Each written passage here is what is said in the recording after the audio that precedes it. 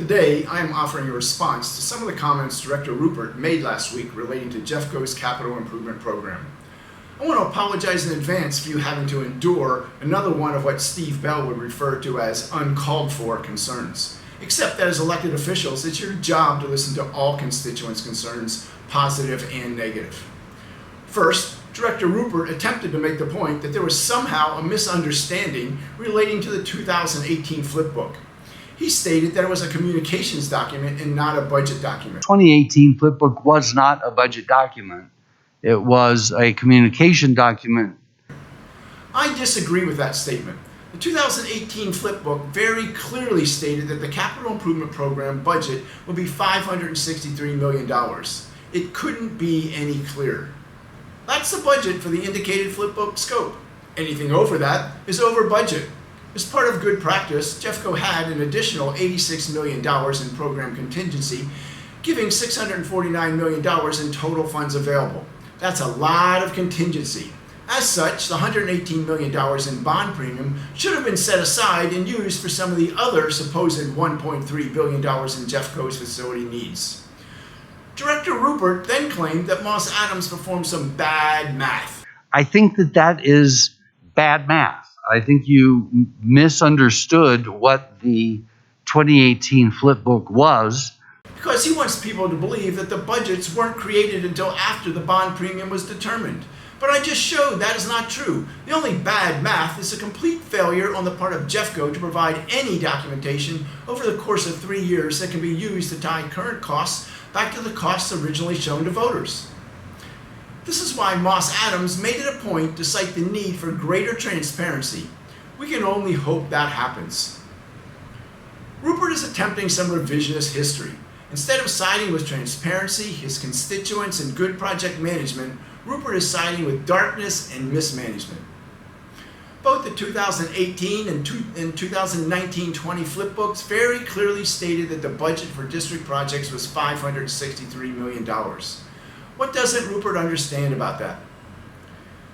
What Rupert doesn't want people to understand is that the current estimated cost of just district projects is now more than $677 million, $114 million over the original budget.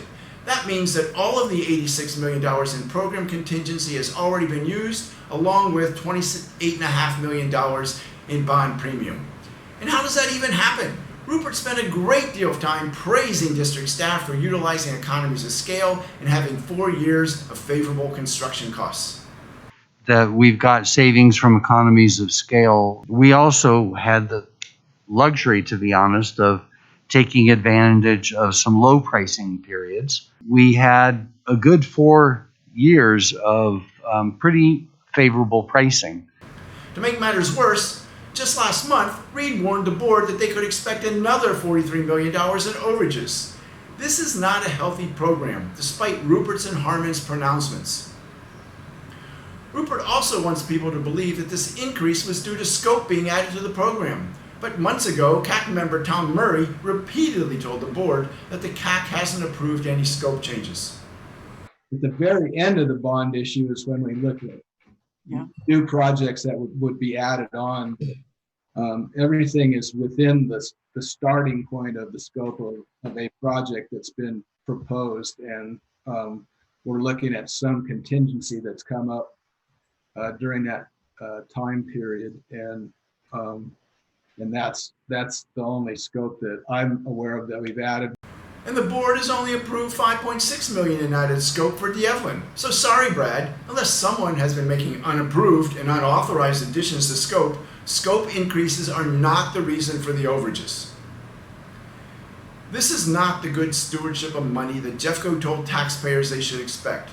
Jeffco told voters that Jeffco had $1.3 billion in capital needs. The bond would fulfill less than $510 million of those needs. Every dollar of overage takes a dollar away from another district need. What people don't want to talk about is that there will be multiple schools with FCIs over 20% at the end of the program and old schools that should be replaced. These are the schools that should be getting the premium dollars first. Yes, Rupert was right, the flipbook did leave out some projects. But why was that? Wouldn't Jeffco want to celebrate everything the bond was going to accomplish? Or was Jeffco trying to hide $7.5 million for the North Transportation Center, $4 million for Trailblazer, and the Quail and Ed Center projects? Rupert made a big deal about Moss Adams not finding fraud. I appreciate in your presentation, you're pointing out that you found no fraud in your analysis of the programming to date. And if you have something to add to that, I'd certainly invite that addition. But I certainly appreciate that you highlighted that there's been no fraud.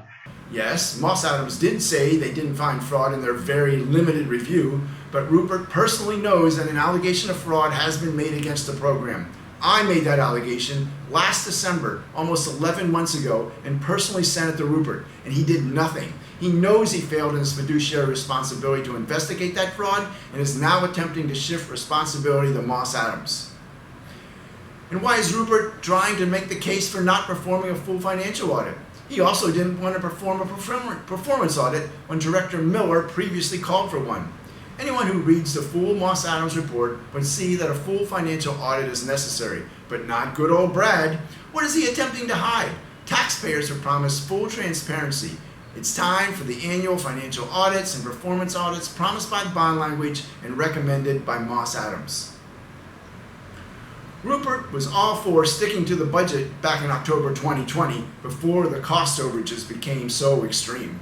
When we wrote the ballot language for 5B, it talks specifically about the Capital Asset Advisory Committee paying attention to the expenditures and paying attention to the projects. And so what I ask of them is that they are making sure that we're doing what we said we were going to do. We're doing it within the budget that we allocated for it, and that they have that level of confidence that at the end of the whole set of projects, that we are going to be within the budget that we promised to the voters. Rupert was elected by voters to provide transparency, governance, and oversight to Jeffco schools. Instead, he does nothing but contribute to the cover-up of $114 million and counting of overages and program mismanagement. Again, I apologize for expressing criticism when apparently the board is only supposed to hear fawning approval.